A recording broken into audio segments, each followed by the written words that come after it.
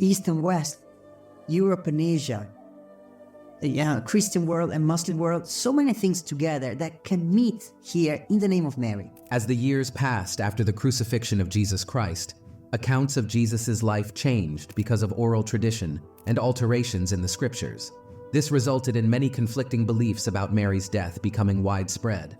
Some claim she died by natural causes such as a peaceful sleep before ascending to heaven. Her immaculate body could not suffer the corruption of the tomb.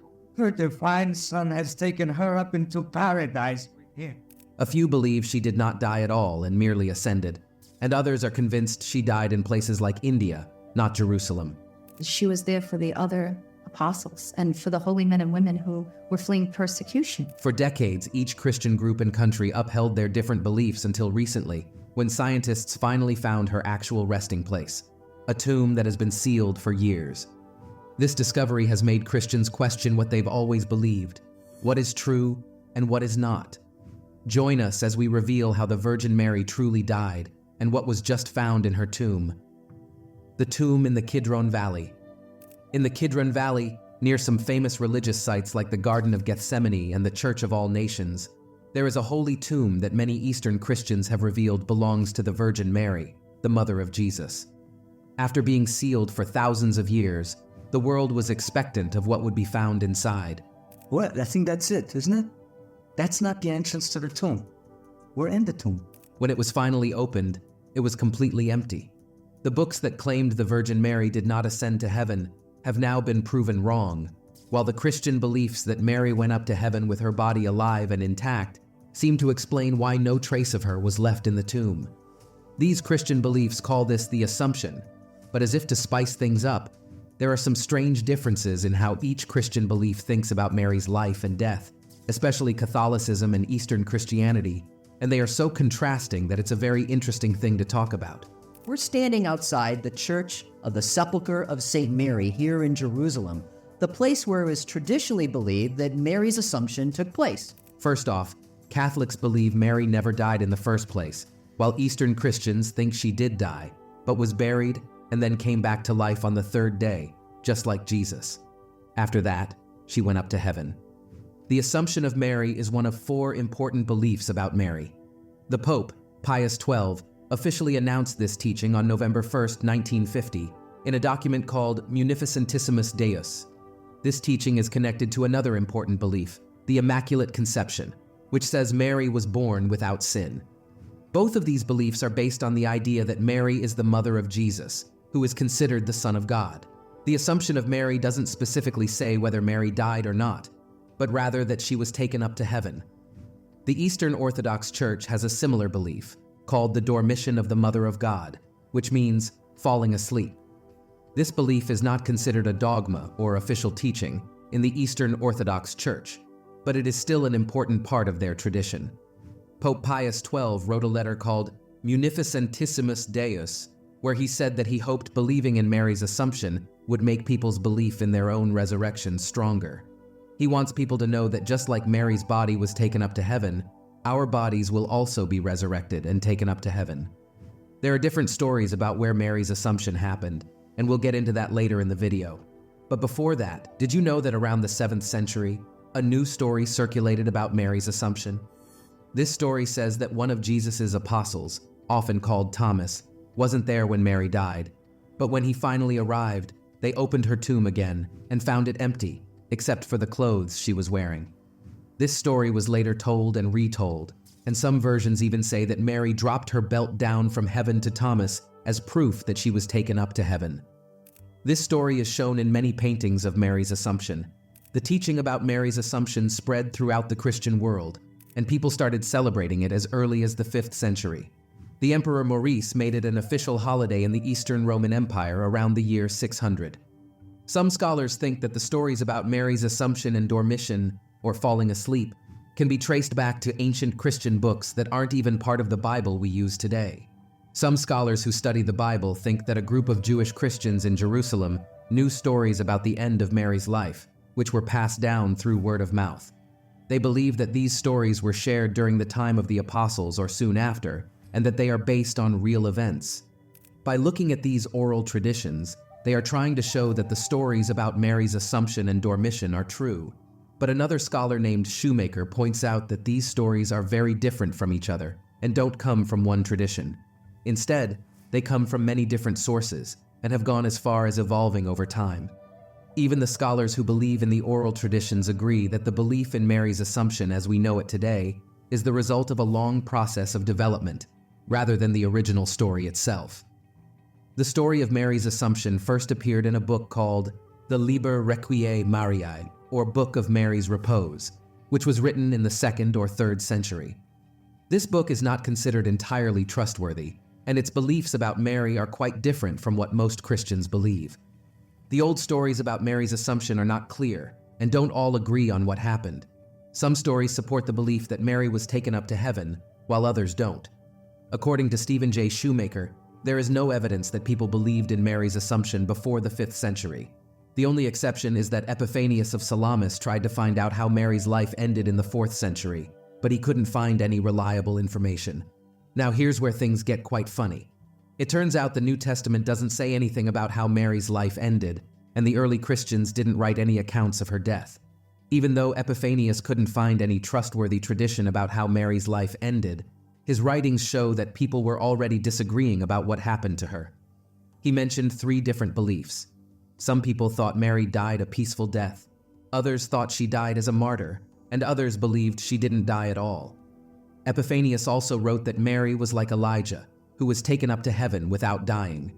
Mary was assumed into heaven at the end of her earthly life. She was taken up body and soul into heaven. This idea was repeated in later writings that aren't considered entirely trustworthy, like De Obitu est Domini and De Transitu Virginis, which were probably written in the 5th century.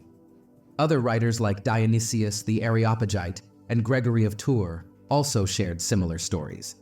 These writings helped spread the belief in Mary's Assumption, which was considered unofficial until the 6th century, but by the 8th century, the belief had become widely accepted, and John of Damascus wrote that Mary died in the presence of the apostles, but when they got to her tomb, they were in for a shock. Her tomb was found empty when they opened it, leading them to believe her body was taken up to heaven.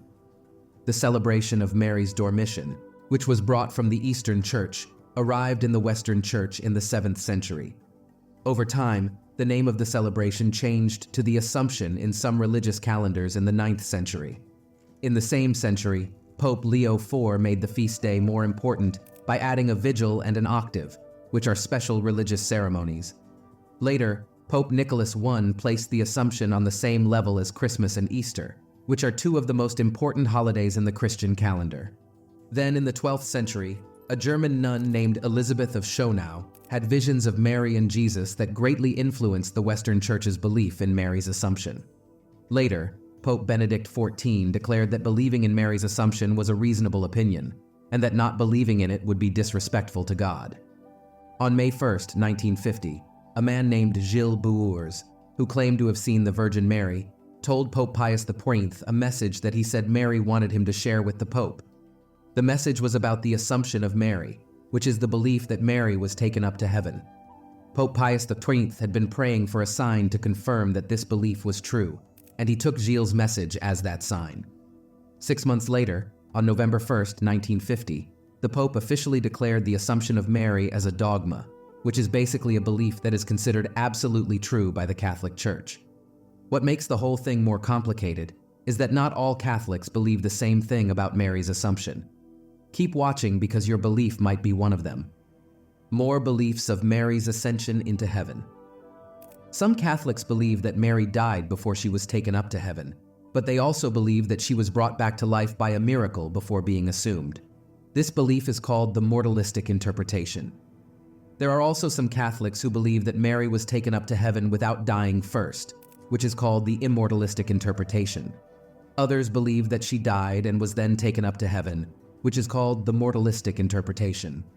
The last 2 beliefs are allowed in the Catholic Church, and Eastern Catholics celebrate the feast day as the Dormition, but many signs in Catholic traditions, such as prayers, stories, and art, suggest that the mortalistic interpretation is more widely accepted.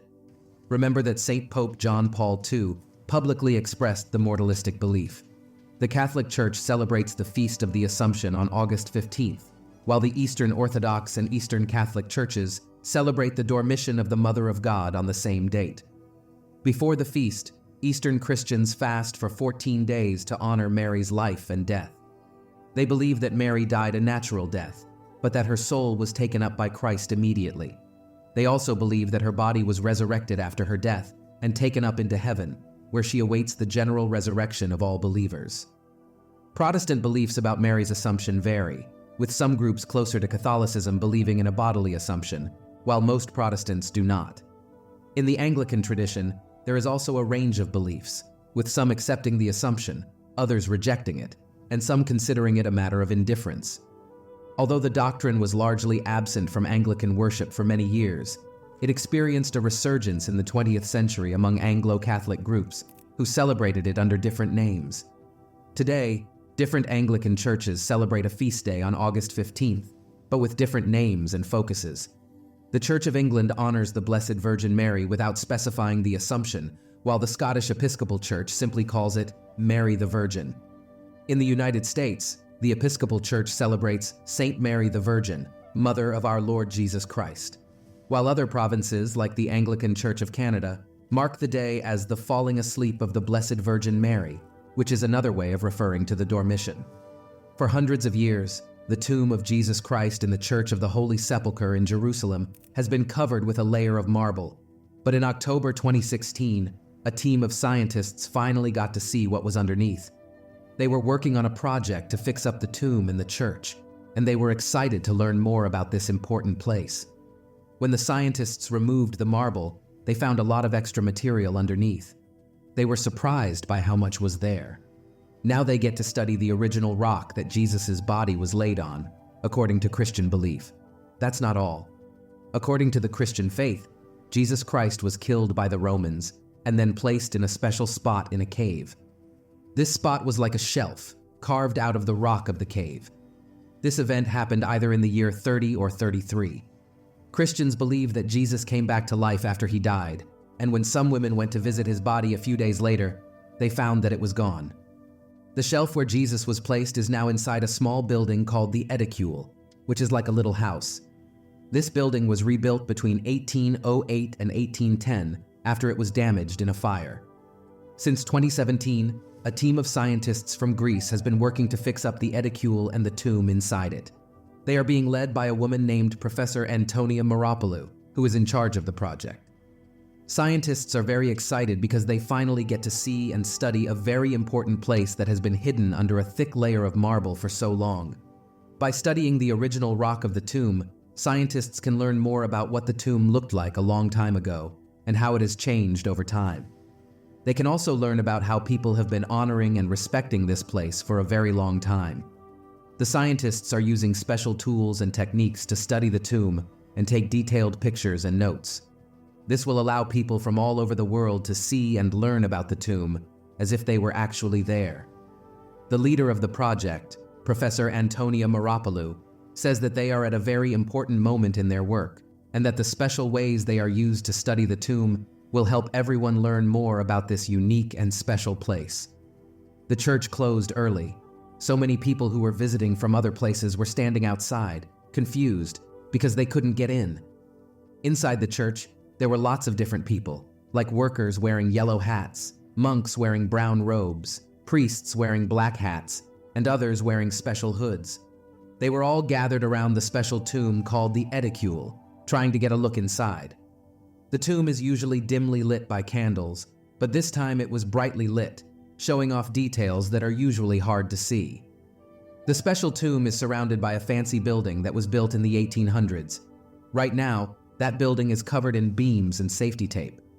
Inside the tomb, the special slab of marble that covers the important bench had been pulled away from the wall. This slab is about as big as a door and is made of white marble with a smooth finish. Underneath the marble slab, there was a stone surface that was a gray-beige color. When someone asked what it was, the person in charge of taking care of the tomb said they weren't sure yet, but it was time to use special tools to figure it out. The Church of the Holy Sepulchre, which is also called the Church of the Resurrection, is a very important place for many different groups of Christians. 6 groups take care of the church, and 3 of them, the Greek Orthodox Church, the Roman Catholic Church, and the Armenian Orthodox Church, are in charge of making big decisions. The other three groups, the Coptic, Ethiopian Orthodox, and Syriac communities, also have a say in what happens at the church.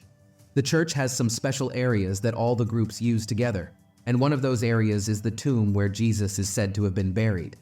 The Church of the Holy Sepulchre, and another church called Mary's Tomb, which was built around the same time in the 4th century AD, are visited by many people every year. The special building that houses Mary's tomb has been destroyed and rebuilt many times over the years. The building that stands today was constructed by a group of Franciscan friars in the 14th century. The Greek Orthodox Church is the main caretaker of the building, but they share some responsibilities with other Christian groups. To reach Mary's tomb, visitors must go down a long staircase that is over 1,000 years old. On the way down, they pass by two smaller chapels, one dedicated to Mary's husband, Joseph, and another dedicated to her parents. When they reach the tomb, they have to duck down to enter the small space. Inside, they are surrounded by beautiful religious art and icons from the Middle Ages.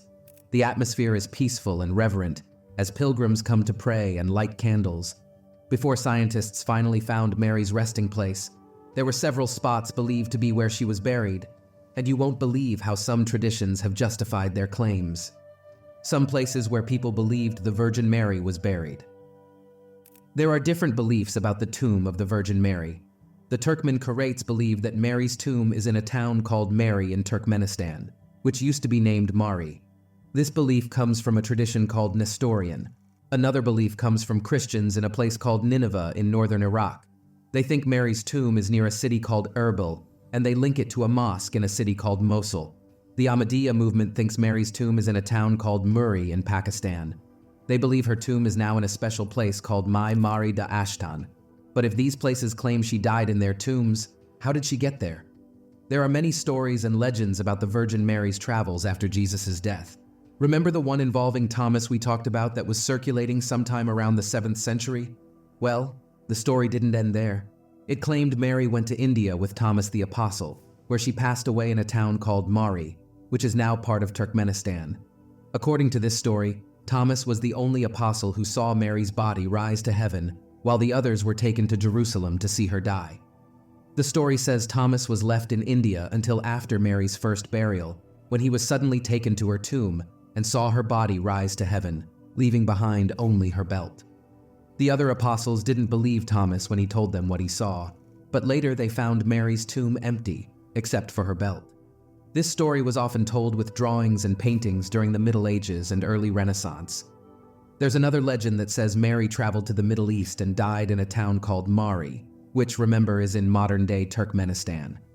There's another story about the Virgin Mary's life that says she went to a place called Ephesus towards the end of her life, around 3745 AD. This story says she was accompanied by St. John, who was like a son to her.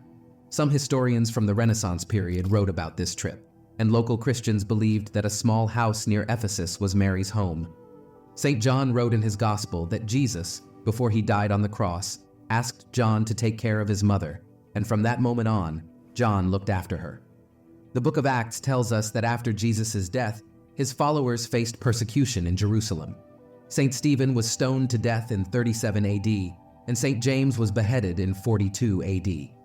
The apostles then decided to spread out across the world to preach the gospel, and St. John was given the responsibility of preaching in Asia Minor, which is now modern-day Turkey.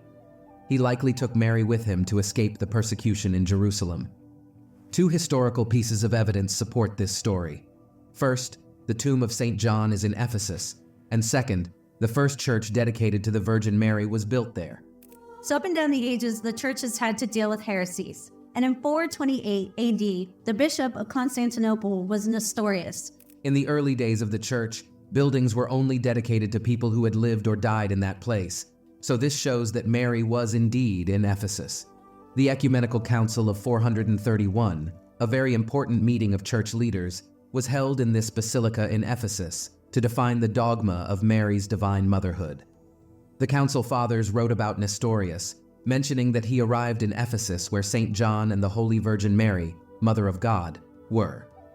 The villagers of Kirkinja, who are descendants of the early Christians of Ephesus, have also passed down an oral tradition through generations that Mary died in that place, which they call Panaya Kapulu. They keep this tradition alive with an annual pilgrimage on August 15th. In the 19th century, a book called The Life of the Blessed Virgin was published in Germany. The book was special because it was based on the visions of a nun named Anna Katharina Emmerich, who had never left Germany but had seen many things in her dreams. In her visions, she described the hills of Ephesus and the house where the Virgin Mary spent her last days. People were amazed by her descriptions, and they wanted to see if they were true. So two groups of scientists went to Ephesus to search for the place Anna Katharina had described, and they found it. The house was exactly as she had said, and it was built on foundations that were from the 1st and 4th centuries. Some parts of the building were from the 7th century, and it had been restored one last time in 1951. Even the Pope, Paul VI, visited the site in 1967 and said that the legend was true. Now, every year on August 15th, Christians and Muslims come together to celebrate a special service in honor of Mary's Assumption into heaven. Islam, too, has an explanation for how the Virgin Mary got to where she breathed her last. In Islamic belief, the Prophet Muhammad had a special journey one night. He was taken from Mecca to Jerusalem and then all the way to heaven, all in one night. He wasn't alone, though. The angel Gabriel was with him. Along the way, they saw many important prophets, like Abraham, Moses, and Jesus. They were all gathered around the tomb of Mary, the mother of Jesus. This tomb is said to be in Jerusalem, near a special place called the Dome of the Rock. Some stories even say that Muhammad saw a bright light shining over her tomb. After visiting Mary's tomb, Muhammad continued his journey to heaven. When he got there, he saw Mary again, sitting in a special place next to God's throne. That wasn't all he saw. She was surrounded by angels. In Islam, Mary is considered a truly amazing woman, one of the best in history. God chose her because she was so pure and devoted to him. She's often mentioned alongside the prophets and other holy people. The Quran, the holy book of Islam, talks about Mary many times, showing how important she is to Muslims. There are also many stories and traditions called hadiths that tell us more about Muhammad's special journey to heaven and his meeting with Mary. To honor the Assumption of Mary in religious groups and churches that believe that was how she died, Orthodox Christians prepare for the special day of the Assumption of Mary by fasting for 14 days. This means they don't eat certain foods and also abstain from sexual relations. During this time, they follow strict rules on weekdays, only eating certain foods and not drinking wine or oil. On weekends, they are allowed to have wine, oil, and fish on the special day of the Transfiguration, which is August 6th. This fasting is a way to show respect and devotion to Mary, the mother of Jesus. The Assumption of Mary is a very important day for many Christians, including Catholics, Orthodox, Lutherans, and Anglicans. It's seen as Mary's heavenly birthday, the day she was taken up into heaven. As we mentioned earlier in the video, many countries around the world celebrate Assumption Day on August 15th as a special public holiday. Some of these countries are Andorra, Austria, Belgium, Burundi, Cameroon, and many others in Europe, Africa, and South America. In these countries, people often go to church and spend time with family and friends on this day. In total, there are over 30 countries that celebrate Assumption Day as a public holiday. Some of these countries include France, Greece, Italy, Poland, Portugal, Romania, Spain, and many others. In some countries, like Hungary, Assumption Day was celebrated as a public holiday in the past, but is no longer observed. In other countries, like Montenegro, only certain communities, like Albanian Catholics, celebrate Assumption Day. In some parts of Germany, like Bavaria and Saarland, and Switzerland, like 14 out of 26 cantons, Assumption Day is a public holiday. In Guatemala, it's a special day in the capital city and the town of Santa Maria Nabaj, where Mary is considered the patron saint. In some countries like Costa Rica and parts of Belgium, Assumption Day is celebrated together with Mother's Day. Even in countries where it's not a public holiday, Assumption Day is still a big deal for many Catholics, Eastern Orthodox, and Oriental Orthodox Christians. For example, in the Czech Republic, Ireland, Mexico, the Philippines, and Russia, people still celebrate this day with religious services and other traditions. In Bulgaria, the Feast of the Assumption is the most important celebration of the Holy Virgin in the Eastern Orthodox Church. People go to church and offer special prayers and gifts. In the city of Varna, They even have a procession with a holy icon, concerts. Many places have big celebrations and church events to observe Assumption Day. In Canada, Assumption Day is a special day for the Acadian people, who consider Mary their patron saint. Some businesses in areas where many people speak French, like parts of New Brunswick, are closed on this day. Mary is also the patron saint of Malta, and her feast day on August 15th is a public holiday there. In Malta, people celebrate Assumption Day with big church services. A small town in Texas called Praha also has a big festival on Assumption Day that attracts many visitors.